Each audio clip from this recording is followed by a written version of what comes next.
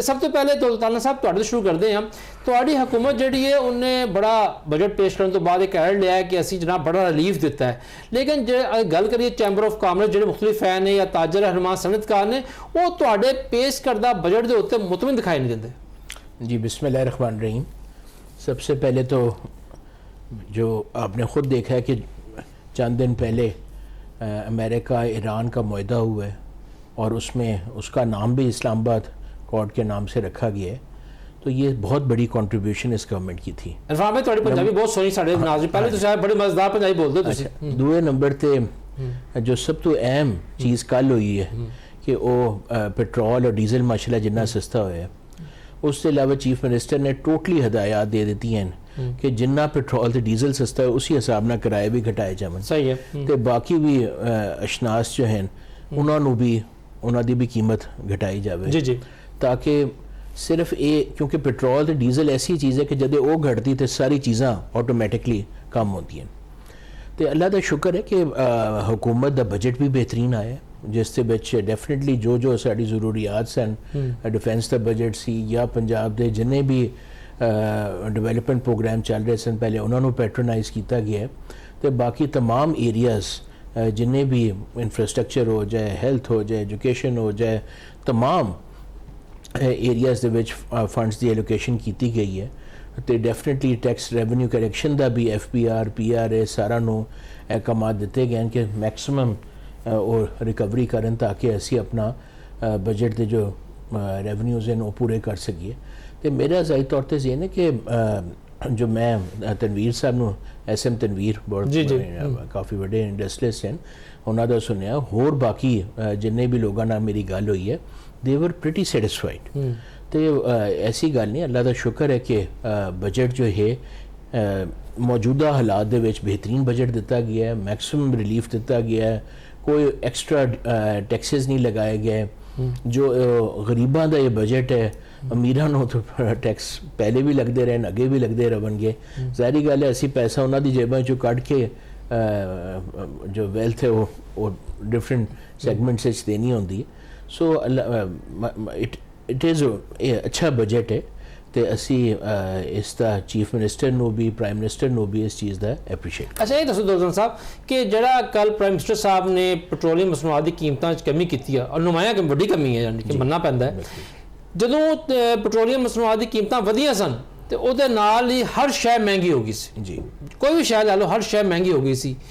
जिस रफ्तार ना महंगाई हुई क्या वफाकी हुकूमत और सूबाई हुकूमतां खास तौर पंजाब हुकूमत जिहड़ी है क्या वो उसी रफ्तार दे नाल बाकी अशिया की कीमतों थले लियान कामयाब हो जाएगी? जी एक तो काम होंदा है गवर्नमेंट का, वो तो गवर्नमेंट कर रही है माशाल्लाह। चीफ मिनिस्टर तुसीं वेखो कि सही भी नहीं है तद भी अपना डेली मीटिंग्स कर रहे हैं, सारा कुछ हर सैक्टर में ऑर्गेनाइज कर रहे हैं। जनाब नूं माशाल्लाह एक पंजाब एक नवा पंजाब नज़र आता है तो जिस तरह की उन्होंने कॉन्ट्रीब्यूशन हुई है हर लिहाज नाल वो माशाल्लाह एक वेखण वाला, क्योंकि मेरा ताल्लुक साउथ पंजाब तो है जिन्ना माशाल्लाह इस टेन्योर साउथ पंजाब में कम होया है, सड़कां बनियां, इंफ्रास्ट्रक्चर का होया है, हेल्थ कम होया, एजुकेशन दे विच होया है, ब्यूरोक्रेट्स ने दिन रात काम किया है under the leadership of the chief minister. वो माशाल्लाह काफ़ी चीज़ां वेखण नूं मिलदी हैं। सही। अच्छा शहजाद साहब सब तो पहले तो मैं चाहांगा तुसी वफाकी और पंजाब बजट से अपने कॉमेंट्स दिओ क्योंकि तुसी पंजाब जिहड़ी है वो तंजीम के अहम रहनुमा हो। हुण पंजाब हुकूमत कहती है कि असी टैक्स फ्री बजट दिता है, लेकिन अगर फाइनांस बिल पढ़ो तो वो टोकन टैक्स और बाकी चीज़ां काफ़ी कुछ जिहड़ा है वो कम पाया गया है। तो जनाब के की कॉमेंट्स ने उत्ते? बिस्मिल्लाहिर्रहमानिर्रहीम जी, एक तो मैनू अपने मुस्लिम लीग नवाज के साथी भाई नाल बैठे ने बजट की गुफ्तगू तो बाद मेरा ख्याल है कि असी पहला इस बजट लिए तालियां बजाइए ताकि असी भी इंडोर्स करिए कि वाकई इंतहाई गरीब परवर बजट है और अमीर तो टैक्स लगता सी लग गया और मुकम्मल हर सैक्टर नूं, हेल्थ नूं, एजुकेशन नूं, इंफ्रास्ट्रक्चर नूं देखा गया और एक नवा पंजाब है और सारिया चीज़ां ते सर टैक्सेशन जी ना दो तीन रोल्स ने और रिस्पॉन्सिबिलिटीज ने। पब्लिक सैक्टर की कुछ जिम्मेवारियां ने जिहड़ियां उन्हें टूवर्ड्स अपने सिटीजन उन्हें वो करनियां ने हुकूमत ने। ਸਹੂਲੀਅਤ ਦੇ ਹਵਾਲੇ ਨਾਲ, ਉਹਨੂੰ ਬੁਨਿਆਦੀ ਸਹੂਲੀਅਤ ਦੇ ਹਵਾਲੇ ਨਾਲ, ਉਹਨੂੰ ਲਾਅ ਐਂਡ ਆਰਡਰ ਦੇ ਹਵਾਲੇ ਨਾਲ। ਔਰ ਕੁਝ ਚੀਜ਼ਾਂ ਐਸੀਆਂ ਨੇ ਜਿਹੜੀਆਂ ਆਵਾਮ ਨੇ ਆਪਣੀ ਹਕੂਮਤ ਨੂੰ ਇਨ ਰਿਟਰਨ ਇਹਨਾਂ ਸਾਰੀਆਂ ਸਹੂਲੀਅਤ ਦੀ ਹੀ ਮੱਦ ਦੇ ਵਿੱਚ ਉਹਨੇ ਅਦਾ ਕਰਨੀਆਂ। ਉਹਨਾਂ ਦਾ ਮੈਚ ਹੋਣਾ ਬੜਾ ਜ਼ਰੂਰੀ ਹੈ। ਠੀਕ ਹੈ ਸਰ।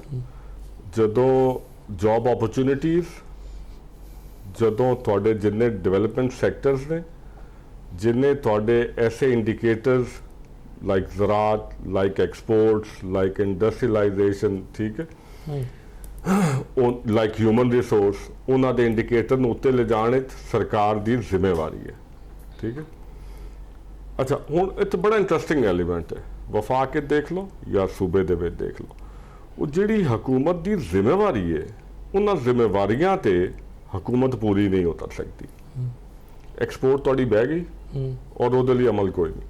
ਐਕਸਪੋਰਟ ਦੇ ਵਿੱਚ ਤੁਹਾਡੇ ਮੈਕਸਿਮਮ ਜਿਹੜੀਆਂ ਚੀਜ਼ਾਂ ਦੇ ਵਿੱਚ ਉਹਦਾ ਰॉ ਮਟੀਰੀਅਲ ਐਗਰੀਕਲਚਰ ਪ੍ਰੋਵਾਈਡ ਕਰਦਾ ਸੀ। ਐਗਰੀਕਲਚਰ ਜਨਾਬ ਜ਼ਿਮੀਂਦਾਰ ਘਰਾਣੇ ਨਾਲ ਤਾਲੁਕ ਰੱਖਦੇ ਨੇ।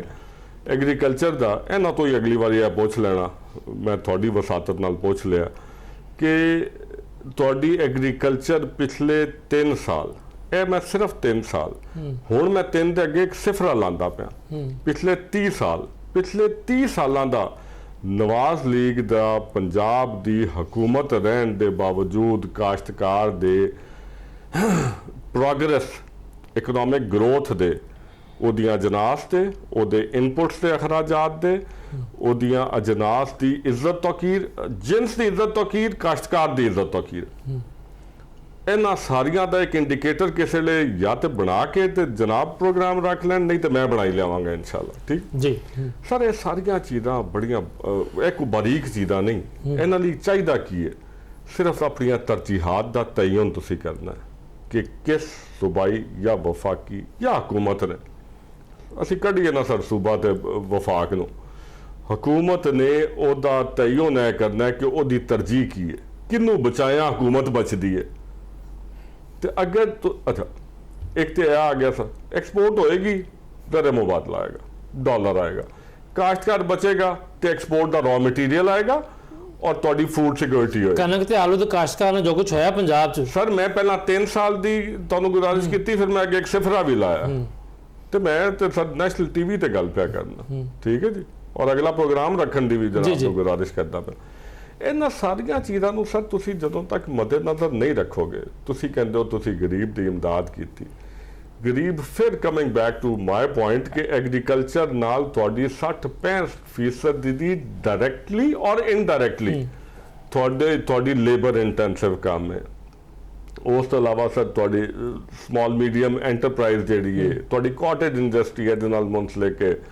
ਤੁਸੀਂ ਤਨਖਾਹਦਾਰ ਮੁਲਾਜ਼ਮ ਦੀ 7% ਤਨਖਾਹ ਕਰਦੇ ਪਿਓ ਔਰ ਇਨਫਲੇਸ਼ਨ, ਤੁਸੀਂ ਸਰ ਹਿੰਦਸਿਆਂ ਦੇ ਨਾਲ ਜਦੋਂ ਤੁਸੀਂ ਜਿਗਲ ਕਰਦੇ ਹੋ ਨਾ ਸਰ, ਉਹ ਸਮਾਰਟ ਲੋਕ ਨੇ ਸਰ, ਉਹ ਕਰਨਾ ਜਾਣਦੇ ਨੇ, ਅਸੀਂ ਭੁਗਤਣਾ ਜਾਣਦੇ ਹਾਂ, ਆਵਾਮ ਭੁਗਤ ਲੈਂਦੀ ਹੈ, ਉਹ ਖੇਡ ਲੈਂਦੇ ਨੇ। ਯਾਨੀ ਨੰਬਰਾਂ ਦੇ ਨਾਲ 2 ਨੰਬਰੀ ਜਿਹੜੀ ਹੁੰਦੀ ਹੈ। ਮੈਂ ਨਹੀਂ ਆਖਾਂਗਾ ਸਰ, ਗੈਰ ਪਾਰਲੀਮਾਨੀ ਤੇ ਲਫ਼ਜ਼ 2 ਨੰਬਰੀ ਵਾਲਾ।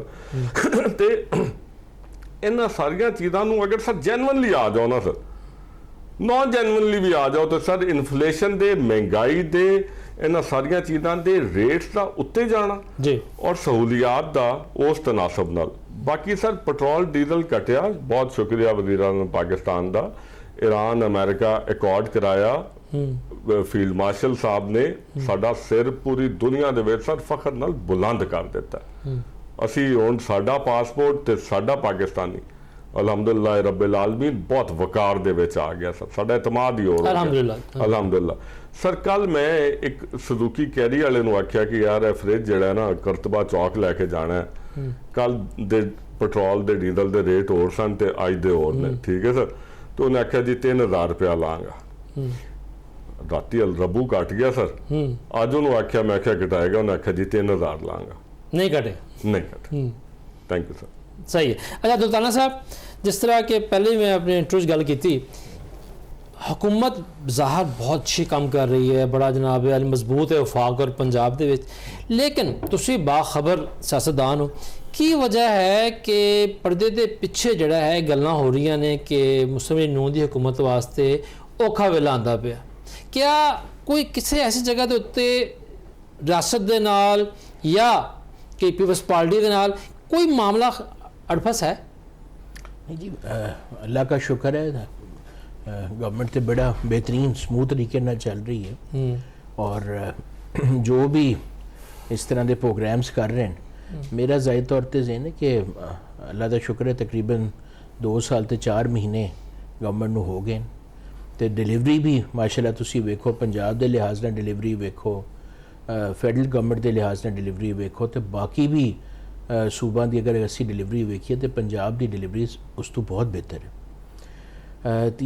तीसरे नंबर पर वैसे भी सानू जो असी हिस्टरी तो सीखा है कि जो अगर आवाम ने मैंडेट 5 साल का दिता है तो वो सारी गवर्नमेंट्स नू पूरा करना चाहिए। उसके बाद आवाम का फैसला है, जो काम करेगा उसको वोट मिल जाएंगे, जो नहीं काम करेगा डेफिनेटली उसकी सब्सटीट्यूशन कोई ना कोई होर आएगी। तो ये टेन्योर इंशाअल्लाह ताला पाकिस्तान मुस्लिम लीग नून अपना पूरा करेगी।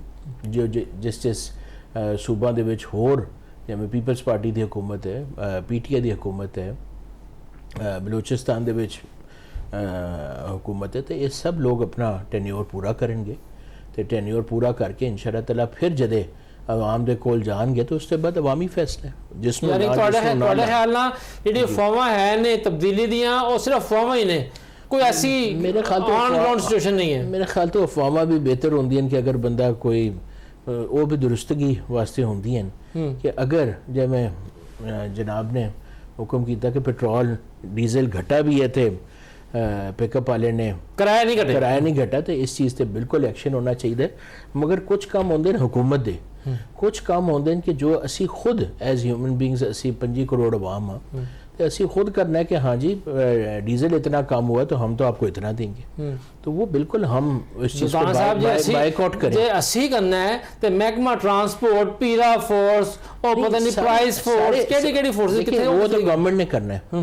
बट अगर कोई एक इंडिविजुअल है जो इस तरह की हरकत कर रहा है तो फिर हम भी तो माशाल्लाह पाकिस्तानी अवाम है, हमने भी फिर उन्हें बताना है कि हम समझबूझ रखते हैं। नहीं, समझबूझ बहुत है पाकिस्तानी अवाम से, समझबूझ ये नज़ारा है कि वोट कोई पाओ तो निकलता कोई है।